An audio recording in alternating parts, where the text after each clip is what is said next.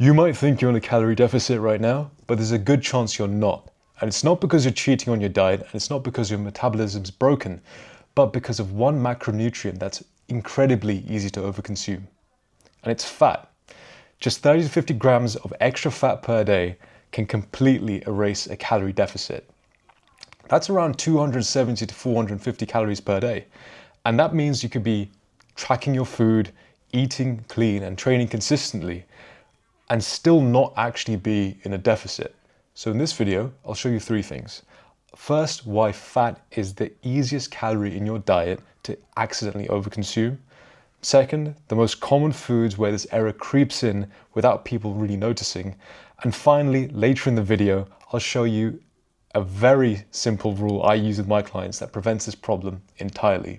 And for those of you that don't know me, my name is Sri-Ramesh, and I work as an executive health and performance coach to business owners, founders, and entrepreneurs to elevate and optimize their health. So first, let's understand that fat is calorie dense. 1 tablespoon of olive oil is around 120 calories, and most people don't measure oil when they cook. They pour it into the pan, and next thing you know, you have 2 tablespoons of oil, and that doubles to 240 calories. 3 tablespoons takes you to 360. 2 tablespoons is effectively the same as a bowl of rice. And at that point, you've already almost erased your calorie deficit that you planned for the day. So it's understanding that fat is extremely calorie dense. When you compare it to other macronutrients like carbs or protein, carbs and protein are around approximately 4 calories per gram, whereas fat is 9 calories per gram. So small errors in fat intake create large calorie errors. And most people don't log oil accurately when they track their food. And the simple truth is, fat is very easy to lose track of. And here's the part that most people don't realize. Fat isn't just calorie dense, it's also the macronutrient with the least visual feedback. So what do I mean by that? You can see a portion of chicken, you know what that looks like. You can see how big it is. You can see a portion of rice, you know what that bowl of rice looks like. Visually, you can tell how much there is on the plate. But the issue with fat is that it often disappears into the food itself. Typically, when you're cooking food in oil, oil coats the pan. It's very hard to see that 1 or 2 tablespoons you put in. When it comes to salad dressings, they soak into the salad itself. So you don't really understand, you don't really see the visual cue of how much salad dressing you might have in your bowl of salad. It's very easy to overdo. And when it comes to restaurant meals, typically all the food is cooked in fat. So the calories are there, but you never actually see them. But there's a deeper reason this happens.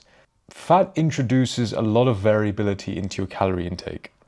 Protein portions are usually consistent, carbohydrates are usually consistent, but fat intake can swing massively from day to day. So one day you can cook at home and use very little oil, and the next day you might be eating out at a restaurant and it could be the very same meal, but 2 to 3 times more fat in that meal. So if you look at the example here, just understanding that you can make a chicken wrap at home, approximately 10 to 11 grams, it being homemade and you being able to see what you're putting in your food.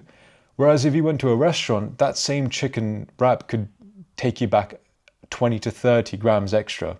And that's potentially the entirety of fat intake that you could have budgeted for the day. So even if your meals look similar, the calories can be very different. Earlier in the video, I mentioned a simple rule I use with clients that prevents that problem almost entirely. And the rule is control the fat and the deficit controls itself. Protein is usually easy to measure, carbohydrates fairly easy to measure, but fat is that macronutrient that drifts. So instead of trying to perfectly track every calorie, control fat intake directly. Measure your cooking oils. Be cautious with salad dressings and sauces that you use. You might want to opt for fat-free dressings or fat-free sauces if you're in a calorie deficit. But also understanding that you want to limit high-fat snacks like nuts and nut butters. Peanut butter, almond butter, whilst they sound healthy on paper, are very high in fat. And also just remembering, restaurant meals almost always contain more fat than home-cooked meals. So if you were to go out and eat at a restaurant and you're in a calorie deficit, just be cautious of that. The same meals you cook at home may not have the same macronutrients at that restaurant. Most people think that fat loss stalls because their metabolism slowed down. But in many cases, the real problem is it's actually a lot simpler. You're running a calorie deficit system with uncontrolled inputs, and fat is the easiest input to lose control of. But when you do control that variable, fat loss becomes far more predictable. If you found this video useful, subscribe. I'll be breaking down more hidden factors that affect fat loss, as well as other ways to elevate and optimize your health.